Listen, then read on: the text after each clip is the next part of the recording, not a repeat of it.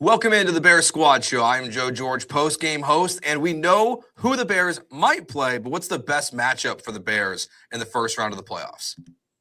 Hey guys, Taylor Dahl here, host of Making Monsters, and Ben Johnson said it this week. The starters are playing. You still are fighting for that 2-3 seed, depending, so still worth something this weekend. And I'm Lauren Cox from Locked On Bears. One more opportunity for Caleb Williams to ride this momentum, as he's really proven himself now as a surefire, high-caliber NFL quarterback. Bear down, Chicago. It's the Bears Squad. Everything Chicago Bears, every week. Covering all the big hits and game-changing plays from the Windy City. The way only the Locked On Podcast Network can.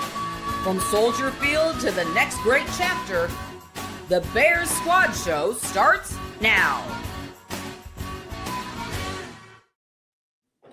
Welcome into the Bears Squad Show here on the Locked On Bears YouTube channel and audio platforms. Joe George, Taylor Dahl, and Lauren Cox here with you for the next hour as we talk all things Chicago Bears, your NFC North champions, your 2 or 3 seed in the NFC playoffs. That's what we're going to talk about to start the show today, what the best matchup is for the Bears, the likely ones. We'll go through those. We'll talk about playing the starters on Sunday against the Lions, if that's the right decision. We'll discuss Caleb Williams versus the Niners, but also if he's checked all the boxes you've wanted him to through 17 games in the regular season. A little quick hit on, Trayvon Diggs, if there's a be reunited with Al Harris potentially as an option. We'll preview the Lions game as well. But Taylor, I'll start with you on this one. We know that the Bears are going to play either the Rams, the 49ers, or the Packers in the first round of the playoffs. 3 teams, very different in a lot of ways. Some real positives on each team, negatives facing them.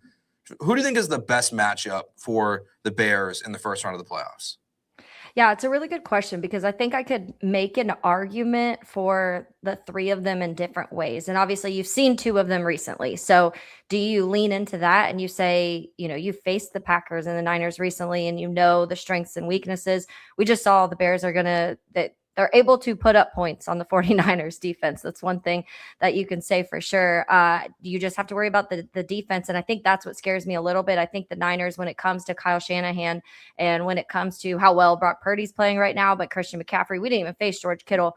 And so imagine if he's in that lineup, what you're expecting he will be in the postseason. So the Niners are probably the one, even with how that game went on Sunday, that I probably don't want to see again right away. But I think that when it comes to the Packers, I think they've proven both times, honestly, in the last 4 times you've faced them, that they're pretty beatable. You need things to go your way a little bit. The 2 wins that you had were against Malik Willis, at least for the majority of the game. And then the 2 losses, it was a lot of Jordan Love. And so you have to kind of weigh your options on that if it comes down to it. But I think that there's things that you can look at right now that you say offensively the Bears are playing their best football. And you can also make the argument of Rome Odunze hasn't even been playing. And so you're without one of your key pieces of this offense, at least early on in the season. And so I do think that you have an offense that can beat anybody right now in the postseason. The biggest question is, which team do you think this defense can keep up with and get the most takeaways? Because that's what it will come down to, I think. I find myself torn on this too, but it feels weird to come to the conclusion that I think I'd rather play Green Bay again. And it's hard to trust that because there's such a feeling of like I think Green Bay would be really confident coming into that game saying, the Green Bay Packers are going to get an upset in this game, that they feel like the Bears are beatable because the Bears barely beat them once this season. And, and the Packers were leading for a lot of both those games. But I find that, beyond just the obvious of they have the worst record of the 3 teams, the Packers to me feel like the least talented overall of these 3 units, that especially after the Micah Parsons injury, that the defense is definitely beatable and vulnerable. And if Jordan Love is back from his concussion this week, he'll still be rusty. Or if he doesn't play this week and then he's playing for the first time against you in the playoffs, then he will not have had any snaps up there just yet. I think it really helps me to feel like he's not on this Toyotathon 6-game hot streak, kind of like Brock Purdy is at this point, where it's just he's dialed in and firing all cylinders. Even if he comes back this week, he's playing the Vikings. I'm not necessarily sure that Brian Flores is going to make it very easy on him, so he might get a little pushed around there and then play Chicago again in Chicago. I feel better about that matchup compared to the 49ers and Rams are both playoff experienced teams that whereas the Packers are kind of the younger upstart. I know they played last year, but it was really only like 2 games that I don't feel like they're this robust veteran group, whereas like Shanahan knows how to win the playoffs, McVay knows how to win the playoffs, Stafford knows how to win the playoffs. Purdy has won games in the playoffs. I don't think he's been great in the last couple postseason runs, but like he's at least been there before. But like Love and LaFleur are still figuring this out with a lot of young players around them, and they feel the most vulnerable to me. Yeah, gosh, a Packers fan's gonna catch wind of this, and they're not gonna like. I know. Like, I know. But I think it's the answer too. And the Rams are interesting. Like, to hit on them a little bit, like they just lose to the Falcons when Bijan Robinson has an incredible game. The week before, they lose in overtime to the Seattle Seahawks, 38-37. 2 weeks before that, they give up. The week before that, they give up 34 points to the Lions. So the Rams defense that has been pretty good this year recently has been giving up a ton of points. Like, that's where you have the 49ers defense and the Rams defense don't look that daunting right now, but their quarterbacks are. Brock Purdy is playing at an elite level. I would say probably the best he's played in his career in this recent stretch. And then you have Matt Stafford, who until Drake May threw 5 touchdowns and Matt Stafford wasn't great in this last game, Matt Stafford was probably going to win the MVP this year, it felt like. So I lean Green Bay too. Like, I think that is the best matchup. And Lauren, you laid it out. I mean, no Jordan Love potentially this week. I don't think he's playing. The Vegas line still has the Vikings as a 6.5 point favorite. That means like they know it might be Clayton Tune, honestly, out there for that game, since the Packers have nothing to play for. So a rusty Jordan Love, a defense without Micah Parsons. I think the Packers are the best option for the best matchup for the Bears in the first round of the playoffs. I just don't know if I can handle it again. I know.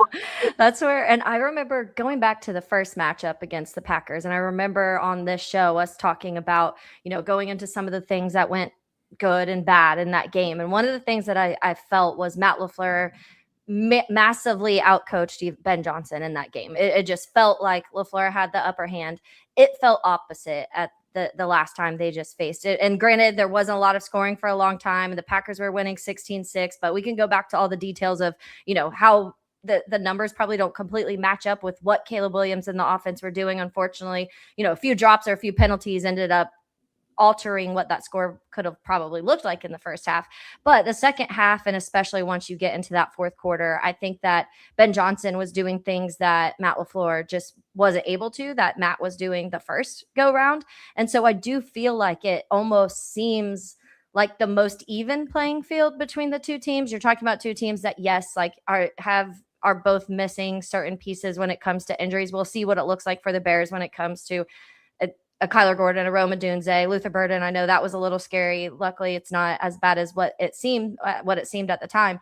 But both teams have battled injuries throughout the season. Both teams have kind of had to get over some rough patches, and both teams have played really good football at times. I just personally think the Bears are playing better football right now than the Packers. So it does make me lean towards that way. And I do think that the offense, especially for the Bears, I think can score and keep up with anybody. You just need the defense, like I said, to get a takeaway or two. And I think you can do that against a Jordan Love or whoever ends up being there during that game.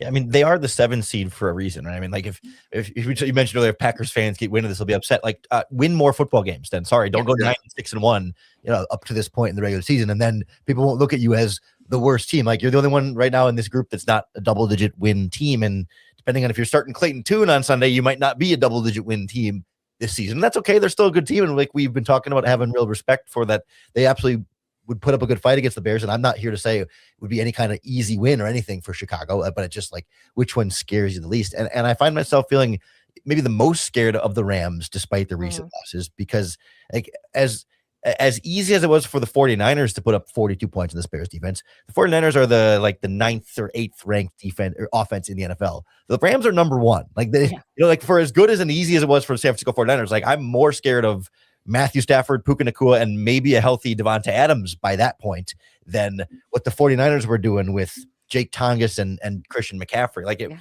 I just think that because we haven't seen the Rams do it against the Bears defense, it's easier to say like, if Stafford throws another 3 interceptions like he did against the Falcons, things might be different. But he doesn't do that very often, and I'm more confident in like Ben Johnson and Dennis Allen being able to adjust a little bit better to a second game against the 49ers than figuring out on the fly in the first game against the Rams that are an even better offense than the one that just tore you up. Yeah, I think the Rams are the last one on my list. Like I would go Packers, Niners, Rams.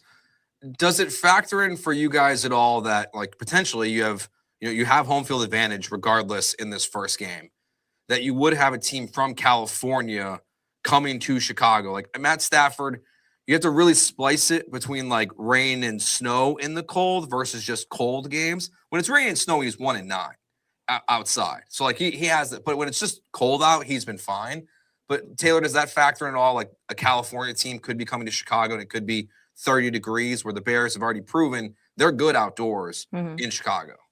I think the one thing that I lean more towards is how well the Bears play at home, more so than what another team may come in and do. I mean, when you look at even the defensive numbers, I was saying earlier that their defensive points allowed per game on the road is like 35 something, and at home it's 17 point something. I saw that number earlier.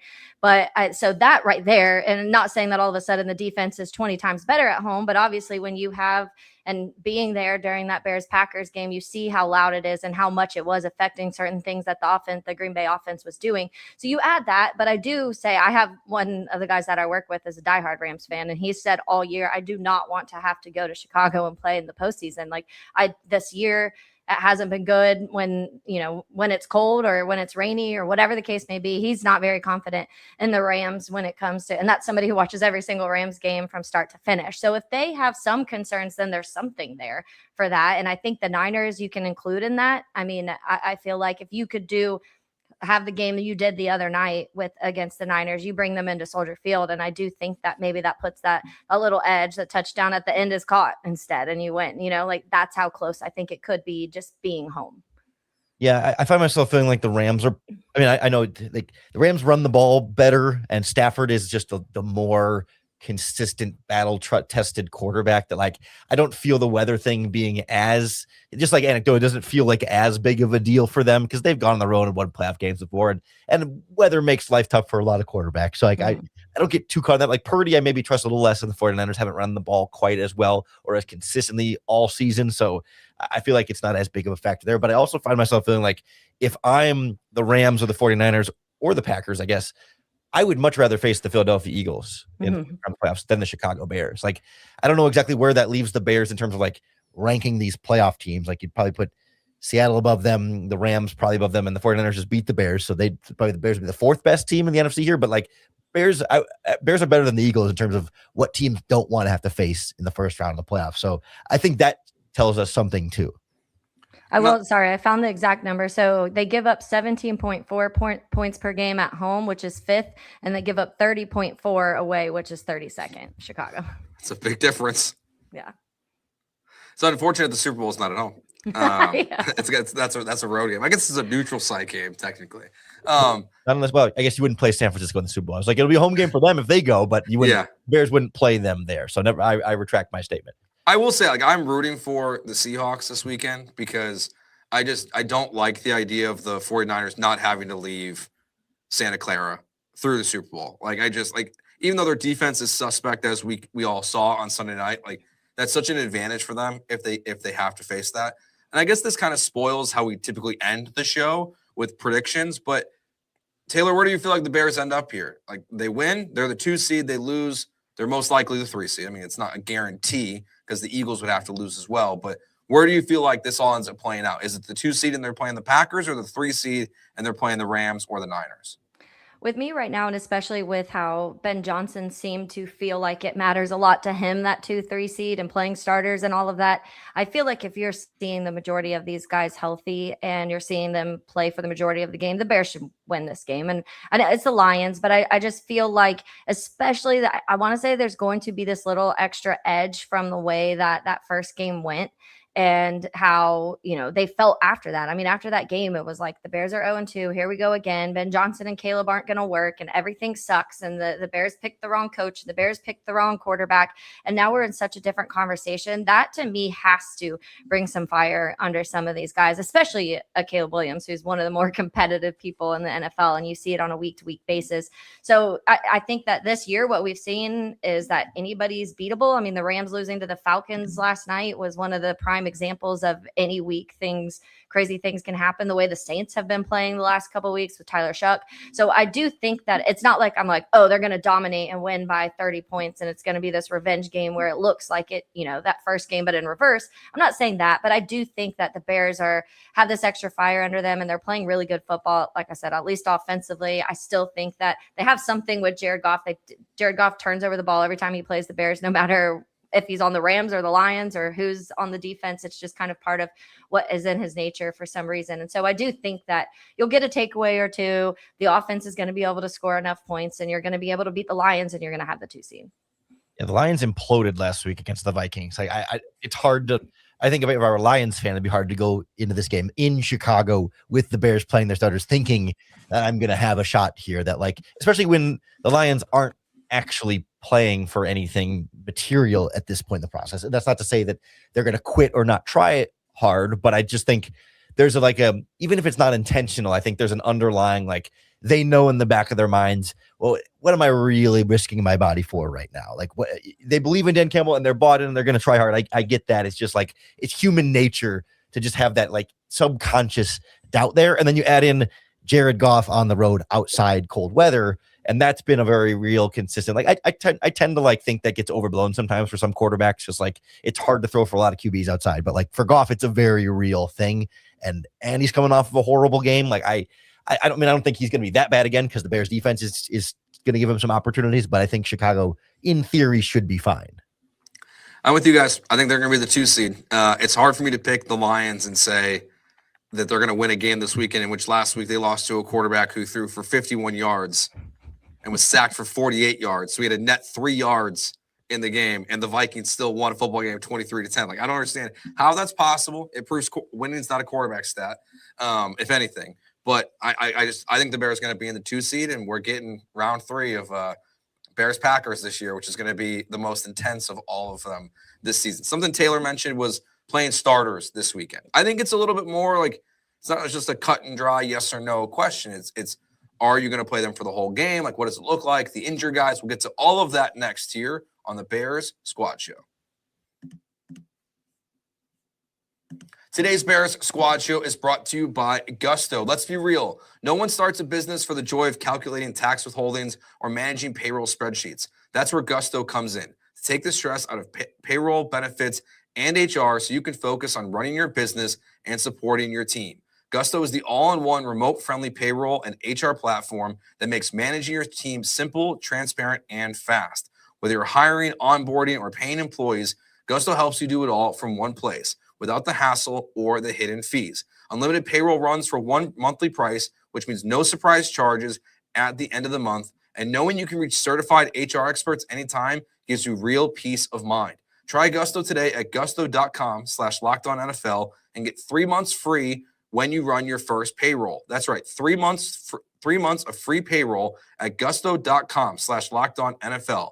One more time, that's gusto.com/LockedOnNFL. All right, so we know Ben Johnson has said the starters are going to play this weekend. I guess just right there, they're playing for the 2 seed, so this is an easy conversation. This isn't I'm surprised Justin Herbert's not playing for the Chargers. They're fighting for seeding. So I guess the Bears, in theory, could have said we're sitting our starters out of rest. So just going from there, Taylor, are you good with the starters playing this weekend? It makes sense, right? Yeah, I think so. And I think there's always that hesitation of please don't let anything happen in this game. And you get nervous because you're like, okay, in reality, you're just talking about a 2 seed and a 3 seed. That reality is talking about playing home games. So that is the major thing that you want to talk about. And then to your point, the whole conversation we just had about who you're playing. And I feel like Ben Johnson is analytical enough and he's very smart to he's probably thinking about absolutely every scenario when it comes to playing the starters, how much this win means, what it does for the team, who he'd potentially be playing if he was the 2 compared to obviously the 3 seeds with the couple options. And so I think that Ben's probably thought a million times over and over and over again. And I know we talked about this even a few weeks ago where what if they already clinched? Do you think he plays? He's just too competitive to me for it to say go face your old team that absolutely rocked you earlier in the season and not try and win that football game. So It could, who knows, at halftime. Let's say the Bears are up multiple touchdowns. Maybe he starts to take some guys out. If you start seeing guys going down and getting a little banged up, maybe you take some guys out. If you're losing by a lot, maybe you start to take some guys out. So I think there's scenarios where maybe we're not seeing all of the starters in from start to finish. But I think that Ben Johnson wants to win this game. Caleb Williams wants to play this game. Win this game. Most of the guys on this team, we've seen this extra just energy in them. It was a couple weeks ago, right before the last Packers game, where I remember, I think it was, I'm trying to remember who it was, because they got one of the game balls and he made the comment about like, there's unfinished business here. We got to take care of these guys.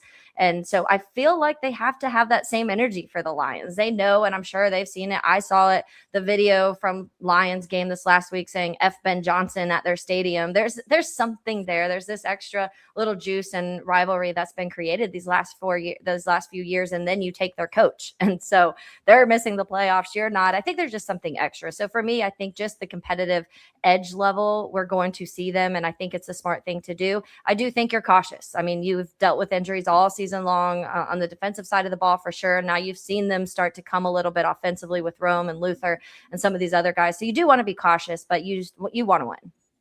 Yeah, that was the exact phrasing Ben Johnson said. Like, we are playing to win this game. It's not just like we're playing to put up a good fight or whatever, but like they do want to win. But I also think there will be an abundance of caution within that, right? Like that anybody who's questionable in terms of like a real re-injury risk or like anything that could threaten them in the playoffs, I think they'll be willing to go more cautious in that regard. And same thing like in game, if somebody tweaks an ankle or a hamstring or something, they're not going to put them back out there because they feel this pressure that we have to do whatever it takes to win this game.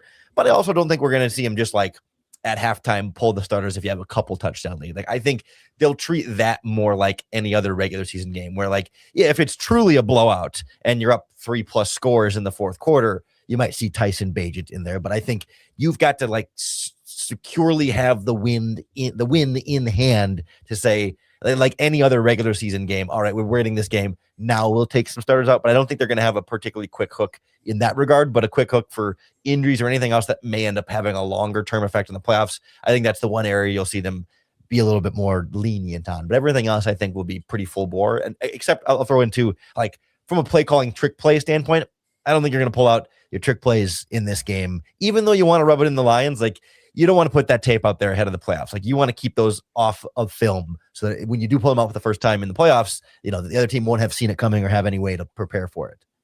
Yeah, now that you said that, we're going to trick play on the first play of the game, right, Lauren? Like it's gonna happen now because you just said that. That feels like ego then. Yeah, Has got to be bad. I know you're like poking tongue in cheek there, but like no, I think you're right though. Like I think there's like a shot that like we could see. Like I agree with you totally. I'm not sure Ben Johnson would agree with you. And that's bad, right? Like he's got to be take your emotions out of it, dude. Like I know you want to show off on your former team or whatever, but like do that by running the ball 40 times for 5 yards of carry and just grind them to the ground. Like you don't have to show everybody you got these trick plays that you're smarter than them because they already know that. They've seen that all season on their own sidelines and on the Bear sidelines of like, oh yeah, wait a minute, he's the better guy. It's like the worst kept secret in the NFL right now that they're going to fire their offensive coordinator and replace John Moore in this offseason. And there's talk they may fire their defensive coordinator and replace him. Like Ben Johnson has already won. Like he's already won the war. So you don't got to go above and beyond in the battle. And if he does, it's a personal ego thing that doesn't reflect well on the head coach and would strike me as maybe I don't want to say immature, but like a young first-year head coach who maybe gets too caught up in the moment, and I don't want to see that from my head coach because that worries me about sustainability. Especially, I don't know if you guys read the athletic story about Matt Nagy from Dan Pompei talking about like all the lessons he learned about not being able to sustain the success. And I think there would be some parallels there for me of like you get so caught up in everything going so well that you lose a little bit of yourself in the process. And I don't want to see Ben Johnson even start anywhere near down that kind of path. Totally agree. Yeah, it's gonna be interesting to see how Ben handles this game because, like, I think the approach of we want to win this game is great. Like, I think I said last week at the very end, like the offense hasn't played well enough to deserve to sit. I think they have now, but now they've played so well. I think it would be a mistake to not continue that momentum into the playoffs with the way Caleb's going right now. Like, I'm not disrupting that. To the injury point, real quick here for both you guys. do you have players in mind that you're just like, don't want to see him? Because I think the first one is Roma Dunze. Not necessary. Don't play him. Is there a Jalen Johnson conversation? Anyone else? Lauren, I'll start with you because you're shaking your head. Like, is there anyone else you're like, don't play him this weekend? Jalen Johnson's kind of that one. I mean, we don't have enough information to say like definitively, but given that they were rotating Tyreek Stevenson in last week a little bit, I assume that's purely injury based, because if it was performance based, I think you'd rotate with Nahshon Wright after he was getting smoked. So if there's any kind of like, if there's any player where like an extra week of rest would make a difference. For some guys, it's just like, hey, my knee, I'm going to need surgery, but I'm playing through it anyway. So what does 1 week of rest difference make? All right, just kind of keep rolling through. But like, Jalen Johnson's pretty much the only name, because even like the Joe, what about a Tremaine? Veterans that you might consider resting, like they're healthy, they're playing well. He's not been on the injury report. Like, I don't think they're going to go like that far of like, you get the veteran day of rest just because you're a vet. It's only the guys battling injuries. I mean, I don't even think, like, I know DeAndre Swift has been battling stuff all season, but I don't think he's up that category of like, I mean, unless you truly think it would make him better for the playoffs, sure. But I think they pretty much ride with everybody else. Yeah. What about a Tremaine? Like the linebacker group, I feel like is kind of interesting with him and TJ both pretty much all year. And then I know he came back and he played last week, but do you want to be cautious with that and make sure that both of them are as healthy as possible? I mean, Tremaine Edmonds played so poorly. I'd rather just start. That's what. just anyway, injury or not, like just. Yeah. I think he's been the better middle linebacker this season, and so like, yeah. I mean, I don't think they were on the injury report much this past week, which leads me to think, okay, then they're 100% good to go, and that's not an excuse for getting torched by Jake Tongas and Christian McCaffrey all game. But I'm willing to be open to the idea that, yeah, in week 17, week 18 now of the season, these guys are not all 100%, and some rest might do them good. Taylor, you mentioned Luther Burden earlier. Like the injury is not as severe as we thought, but where do you come down with him? Because again, you're trying to win this weekend. I think we're all in agreement with Rome. What about Luther Burden with his hamstring injury and everything that's going on? Yeah, I think Luther is just something that makes this offense tick so well. I feel like he's just kind of that piece, that final missing puzzle piece. And we used that puzzle analogy earlier in the season. So there's two sides of that, meaning I think that you want Luther out there for your best possible chance to win. But I also think that you want Luther 100% for the playoffs. I think he's one of those guys that you could see, like I could just picture the headlines already of Luther Burden, 130 yards and 2 touchdowns in the wild card round against Green Bay. Like that's what I'm picturing, because he's just felt so monumental in what this offense is. And so I don't know. I almost feel comfortable enough with what some of the other guys can do with DJ and both your tight ends, using multiple tight ends a lot out there, and what Jade Walker's been able to do when he's been out there, and the glimpses that you've had. I don't love throwing the ball to Zacchaeus, but you have another weapon that you can get the ball to at times. So I almost feel like you have enough offensively, and Caleb spreads the ball so well. He's been able to use all these weapons. When you go and look at the way he spread the ball this last week in the Niners game, that identifies how well he's good at, how good he is at getting it to some of those playmakers, also using your running backs in times in the receiving game, thing like that. And to Lauren's point earlier, I feel like you also can run the ball so well that just run it as much as possible, and then surprise some people with with the way that Jade can catch the ball and the way that DJ can get those yak yards, and kind of lean on that if you feel like that extra week. I'm not a doctor, so I feel like that's a conversation of, hey, do you think one more week of rest is going to get him to 98% compared to if he plays? Is it going to bring him down to 60? And that's where that conversation goes for me. And to something you said earlier, Joe, like I don't think I agree that the offense has played well enough, or has played so well that they have earned the, that like, if all the things were considered, the offense has like earned the day off, or like they're good enough boxes checked. Like they are playing some of their best football right now, but like, I still think this is an offense that will benefit from one more game of all the starters being out there at the same time. Like, and I don't want to like be too nitpicky or sound too negative about the offense right now, but like, 7 of those points last week were from the defense. So like they scored 31, which is a great performance, but like they scored 31 against Cleveland. They scored 31 against the Steelers. They scored 31 against the Cowboys. Like they hit 31 before without being a finished product. And they're definitely like still little things to keep refining. Caleb I think when we went back, there were like 5 or 6 throws that were, just inaccurate, that are normal and healthy, and it's not a big deal. But like there's things you can get better. There was still one miscommunication where throws to a spot where a receiver is supposed to be, and they're not on the same page there. There were protection issues sometimes against the 49ers where randomly pressures come to the middle that Drew Dahlman is letting go by, and it's not even an overload blitz. And I don't know, there was miscommunications or something that shouldn't be happening in week 17. Like there's enough little things plus penalties that I still want to clean up to say where even if this game was meaningless, I don't know that I would want all my starters out there, but I think there's something to be gained for the offense to keep getting better. And obviously the defense has a lot to work on in this game. Yeah, defense has lots to work on. Yeah. They should be out there the whole game. Yeah. Besides Jalen Johnson, I'm with you. Like he can sit. Okay, so I have a scenario. A picture I want to paint for you guys to get your answer on this last part here. So we're all in agreement. Like if you're up 3 touchdowns in the fourth quarter, you can yank your starters. So the Bears are up by 21 points. 5 minutes left to go in the game. But Caleb Williams has 250 passing yards. He needs 20 yards to get 4,000. Do you keep Caleb in, Lauren, until he gets to 4,000 and say screw it with taking him out and getting rest? This falls in the same category as the Ben Johnson trick play conversation for me. you got to have the bigger picture in mind there. Of course, it's fun and you want to do it and you want to see the 4,000 yards or whatever, but like it's not worth it. Like that mark is functionally meaningless in any real context for the Chicago Bears. So absolutely not. I would put Tyson Bagent in at the earliest possible moment. Yeah, I kind of feel opposite.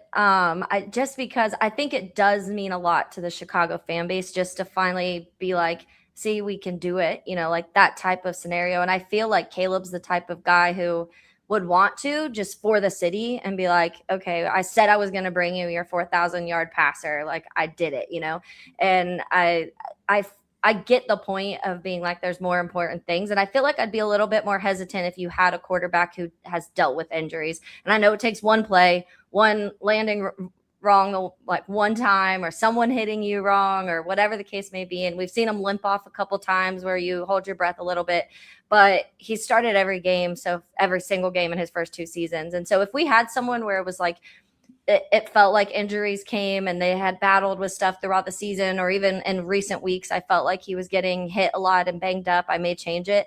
But I just feel like the mark for the city in general and for the organization to be like, we finally have our quarterback, that would be like the declaration of it. Even though I realistically don't think, I've never been the person that's like, all of these yards means that the quarterback's good, because I think we've seen Blake Bortles throw for over 4,000 yards. And did that mean that he was like this elite quarterback and they found their future? No. So I don't think the yardage itself means you found your guy, but I do think it could be like that declaration of, okay, everybody said we couldn't find the quarterback and we did it. And so I just feel like it would add a little extra to it, but I totally get the hesitation of being smart and saying there's bigger goals here, and the bigger goal is going to the Super Bowl. So if you're weighing that, like going and winning the Super Bowl compared to 4,000 yard passer, obviously you're choosing the first one. Yeah, it looks like something you mentioned there, Caleb Williams will be the 4th quarterback in Bears history to start all of his games in back-to-back seasons. Yeah. I think the last one was like 70s, right? Yeah, it was 70s, and it was a 14-game season. Yeah. So it was a 12-game season and 2 14-game seasons for 2 different quarterbacks. So that's another crazy, like, random Bears stat. I'm like, I can't believe that hasn't happened since 1977. Yeah. And that it's happened with him, considering he got sacked almost 70 times last year. Like, that's what's kind of wild. You talk about a quarterback who was getting hit like crazy last year and started every single game, and then has also been able to stay healthy through a much better line, but still through, it's hard to do to play 2 complete seasons without not starting at least once. All right, so when we started the Bear Squad show, one of the questions we kind of discussed was about, what are your goals for this season? What do you want to see from the Bears? And we didn't really focus on wins. We focused more on Caleb Williams, Ben Johnson. So we're 17 games through the season, 1 game left to go. And next week, we're going to be focused on the playoffs. So right now, it feels like the right time to ask this question. If Caleb Williams has checked all the boxes you want him to check as the Bears starting quarterback, we'll get to that next here on the Bears Squad Show.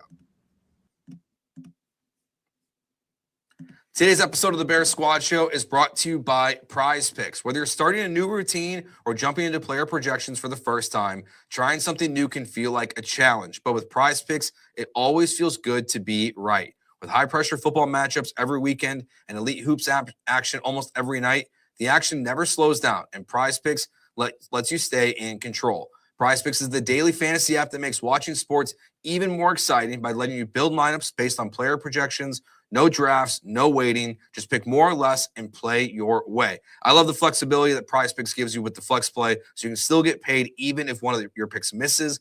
And the new early payouts feature is a game changer. If a player starts hot, you can cash out before the game ends. Download the PrizePicks app today and use code LOCKEDONNFL to get $50 in lineups after you play your first $5 lineup. That's code LOCKEDONNFL to get $50 in lineups after your first $5 lineup. PrizePicks, it's good to be right. All right, guys, so we talked a lot about on those first two shows we did together about Caleb Williams and expectations, and the season's over at this point. Again, he's 35 yards away from the Bears' single season record, I believe it is, of passing yards, 270 yards away from 4,000. They've won the North. They're going to be the 2 or the 3 seeds. So, the accolades on the field seem to be there for pretty much every box you want to check. But, Taylor, do you just feel like Bears have their quarterback, franchise guy is here? Do you have any questions left as of this moment about Caleb Williams as the Bears quarterback going forward? I don't think I do. And I think that when we talked about this in the beginning of the season and we were talking about checking those boxes off and what a successful season meant for us, and I think we all kind of agreed, the wins aren't technically there. If you win a lot of games, that's going to be fun and great and we'll love it. But I think more so we wanted to see the Ben Johnson, Caleb era work. And we wanted to feel like the things that Caleb struggled in last year, when you talk about the sack, pressure to sack ratio and holding the ball too long, when you talk about the deep ball accuracy, when you talk about just some of the decision making, when you talk about there was a list of things that we wanted to see him improve on. And I think personally, all of those things, can they get better? Yes. But I think that's the good thing is I'm looking at this product that has started to check all of the boxes off for me. We saw that his time to throw was a big thing last year, but I think what we're seeing this year is he's not taking the sacks. There's been a couple bad ones. They still happen every now and then. That's what's going to happen when you have a quarterback like a Caleb Williams, like a Lamar Jackson, Patrick Mahomes. They take bad sacks sometimes. That kind of comes along with it.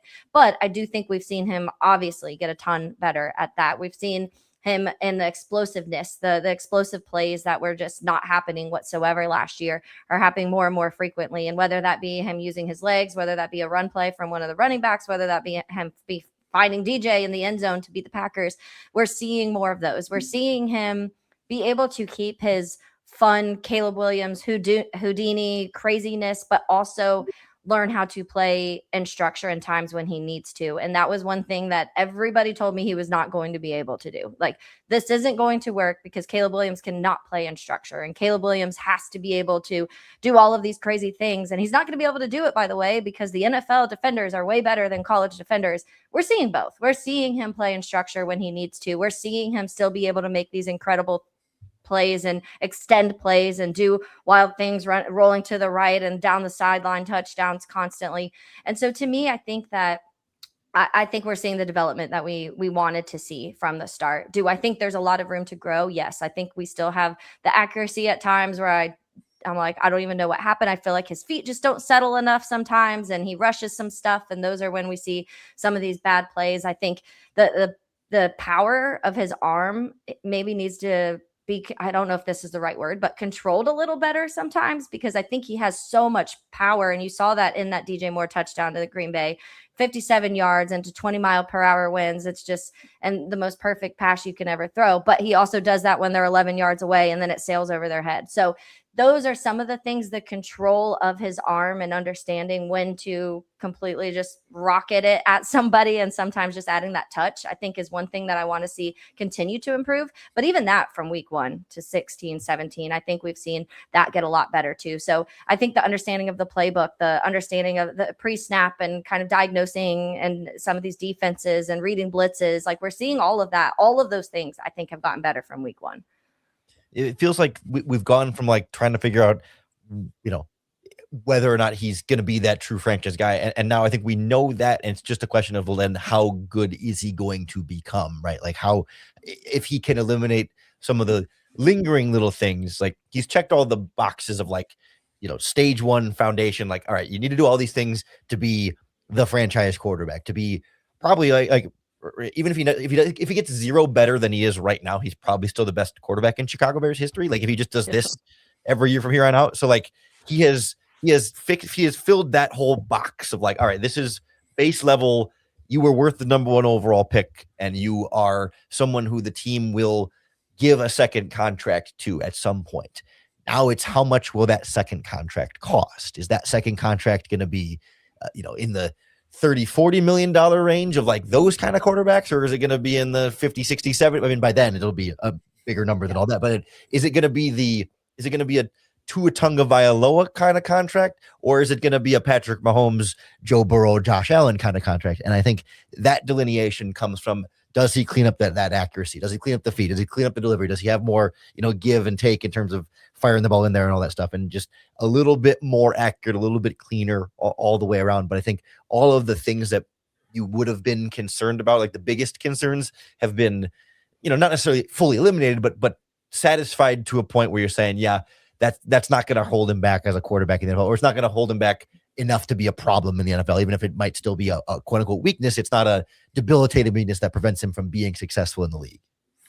Yeah, I think you guys nailed it. He's really checked, I think, every box of this stage, as you said, Lauren, of like where we're at with Caleb. And now this is one of those times where it's a good moving of the goalpost, as when we get into the offseason, we're doing these shows of what's the next boxes to check for him. Like I think it's the way you put it with the contract is a really good point of like when you pay him $65 million or whatever it's going to be, are you going to be concerned he's Tua?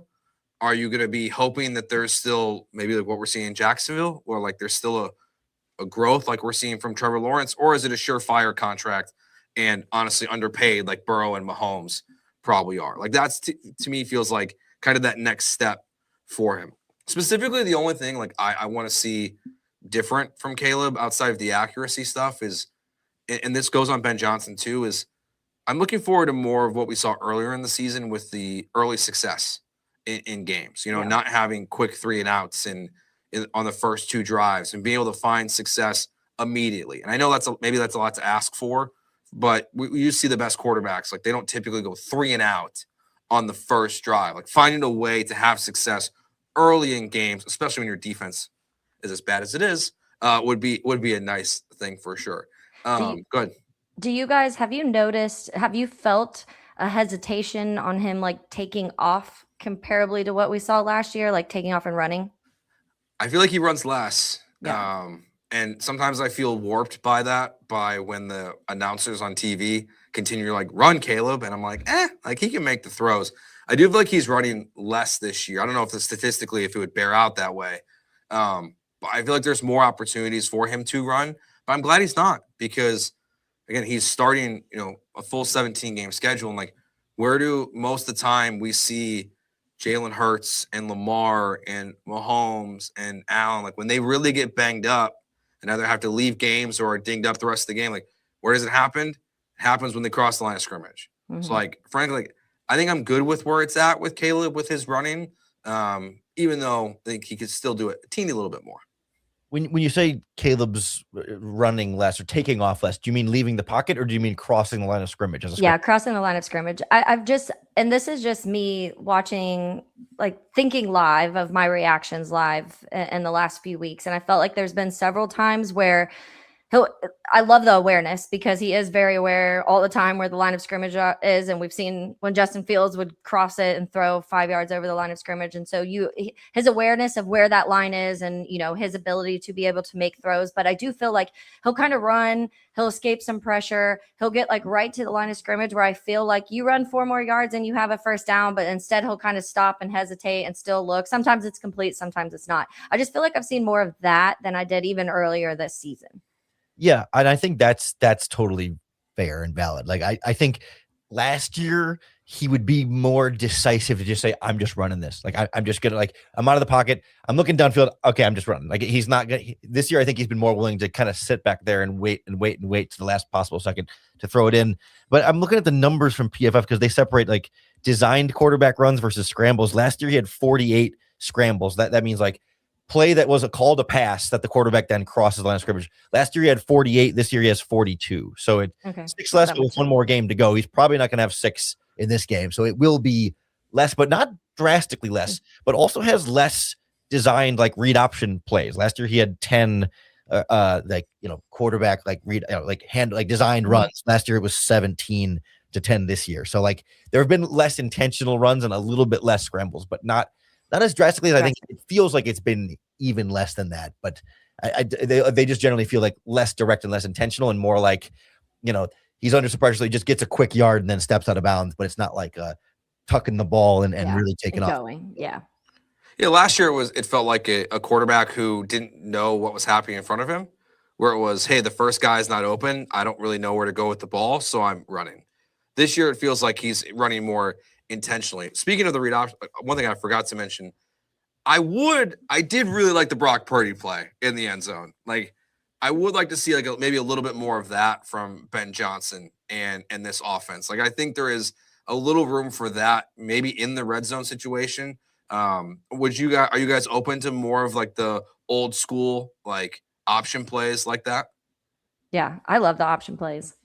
It feels like something they haven't tapped into nearly enough. And I get wanting to protect your quarterback, but like if he just slides, then you should be fine there. And it feels like that's kind of like the running game has worked so well that they've said, well, we don't have to go to that because we can run the ball without it. So why put all of our cards on the table right away? Well, we'll just run the same outside zone, inside zone runs over and over again until they stop us. And if the running game becomes a problem, then I think they'd be more inclined to say, all right, let's get creative and go to that. But it's sort of if it ain't broke, don't fix it kind of thing. So save the read option kind of plays for if you're in a pinch and nothing else is working. Can you spring that out at the last minute and throw the defense for a loop? I like to think that's still sitting up Ben Johnson's sleeve somewhere. That's how we beat the Packers week 1. I mean, in the wild card round 1. Hey, I'm for that. Like, just throw something out that they're not expecting. I mean, I do expect Ben Johnson to have things for the playoffs that no one's quite ready for, even us at this point. Like, there's got to be things in his bag that he is holding off and waiting to throw out there against the Packers or whoever in the first round of the playoffs. All right, let's get to our final segment here. Let's preview that Lions game. What we're looking for in this one outside of the starters, like what we're seeing from the offense, probably specifically the defense in this game. We'll get to that next year on the Bears Squad Show.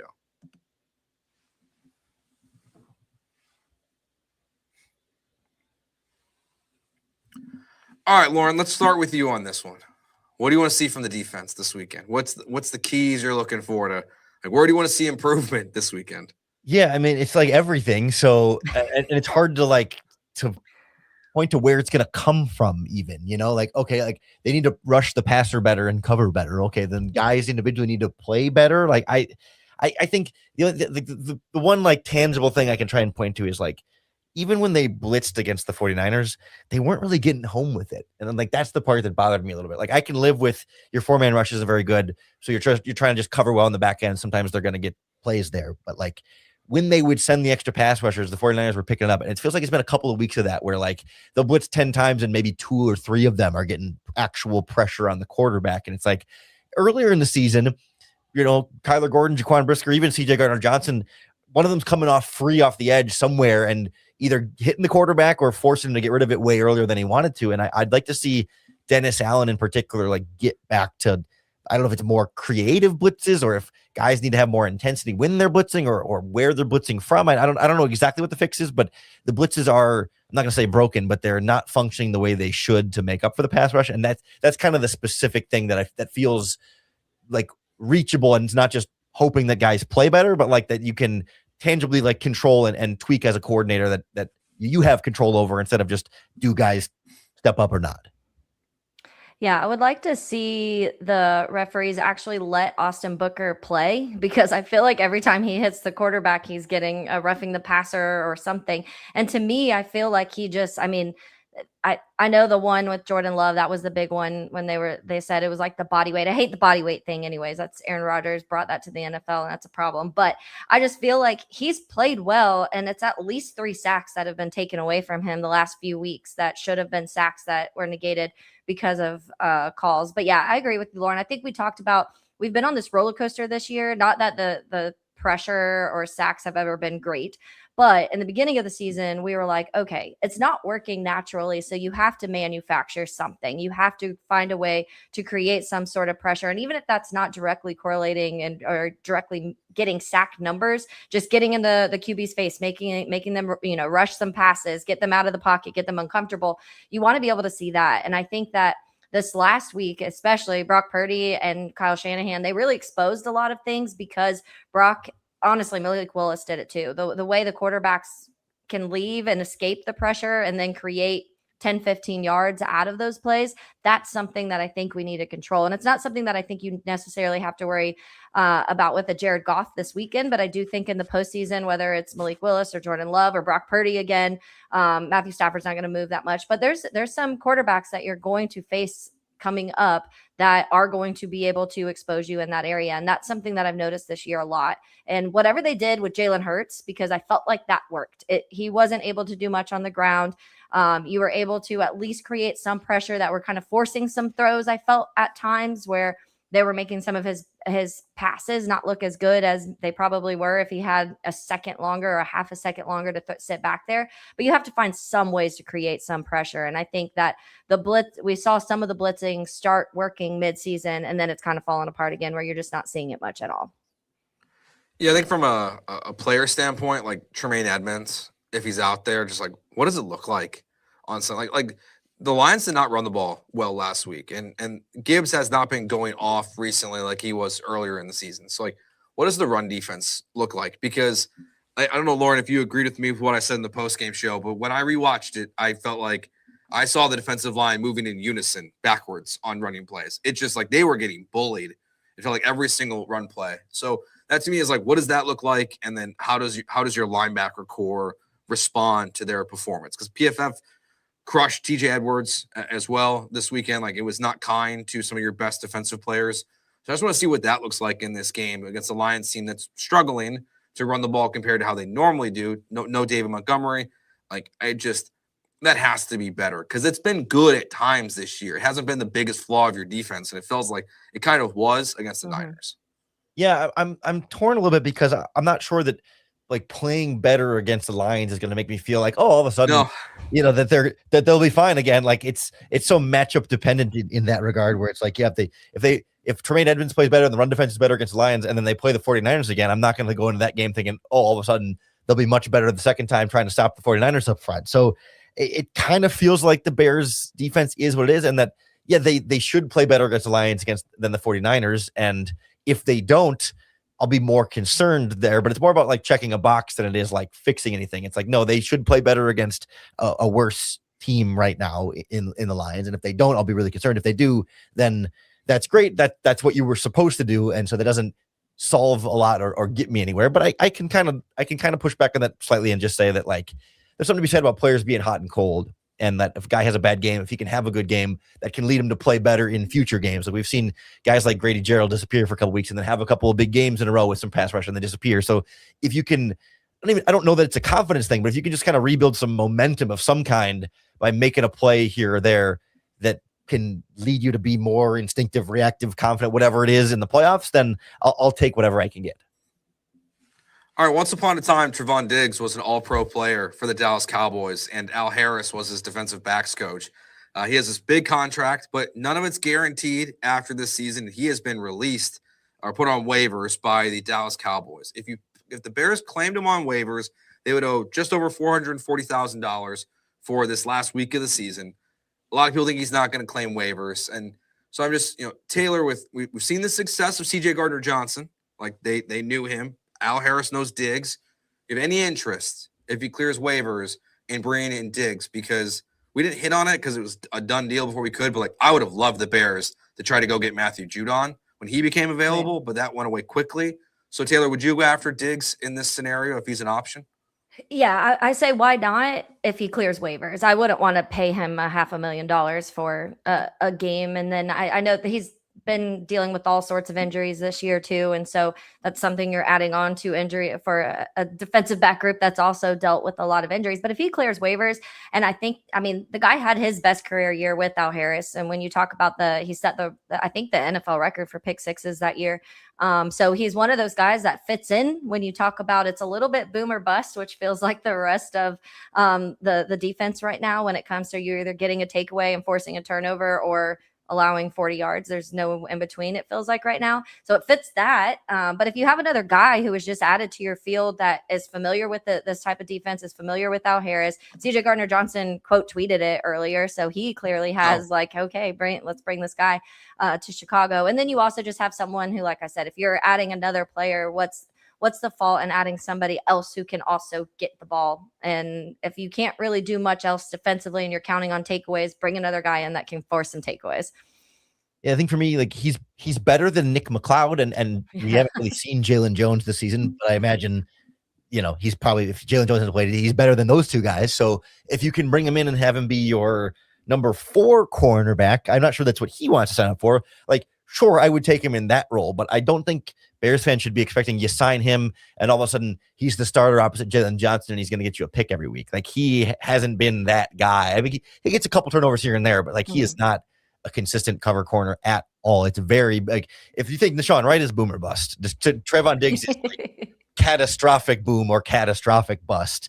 And like the bigger problem for me there is like he's even in his best seasons, he's never been very good against the run. And like you can't afford to have any other weak links in run defense on this defense right now. Like, you could get away with it in Dallas when they had a really strong front seven, and okay, you don't really need your cornerbacks to be that key pieces in there, but that's part of what's made Deshaun Wright and Jalen Johnson and even Tyreek Stevenson at times so effective for this team, is they're not afraid to get physical with receivers and get in the backfield and tackle a running back. Diggs has not consistently been that cornerback, even when Al Harris was coaching him there. So he's not necessarily somebody I'm keen on bringing in and giving a huge role to, but he would definitely be a upgrade over some of your other backups. But I think he's looking to play for a Super Bowl contender, and the Bears may be a contender, but not really going to give him a lot of chance to play, I don't think. I'm curious if anyone will. Like, I think he's gonna sign with the playoff team, and I just don't know who's desperate enough at this point. Oh yeah, Green Bay. Yeah, Green Bay would make sense. Hey, maybe that's good for the Bears. Luther Burden can run past them in the first round of the playoffs.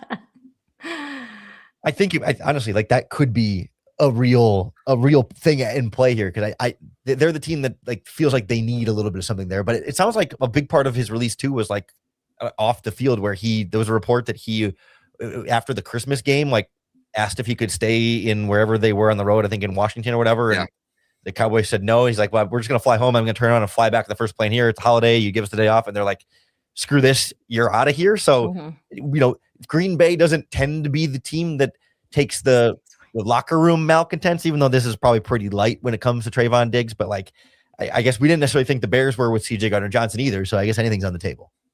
Yeah, I was kind of honestly thinking, obviously, that we talk about it here today too, but in Jacksonville, because they lost Jordan Lewis, so they're going to probably move Jarian Jones back on the inside.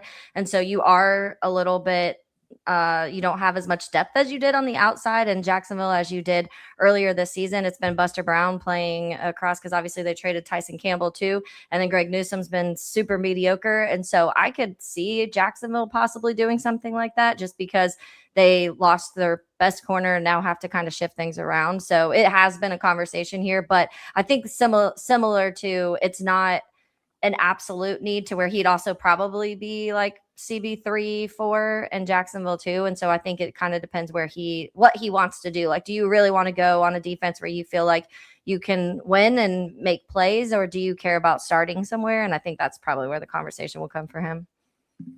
All right, that will do it for this episode of the Bears Squad Show. Myself, Lauren, and Adam will be with you on Sunday after the Bears 3:25 game against the Detroit Lions. We'll be back with you, this crew, next Tuesday night, as we will be getting ready for the first round of the playoffs, with the Chicago Bears hosting either the Packers, the Niners, or the Rams. That will do it for us. Enjoy your New Year's. Happy New Year. End of your 2025. We will talk to you in 2026. Peace.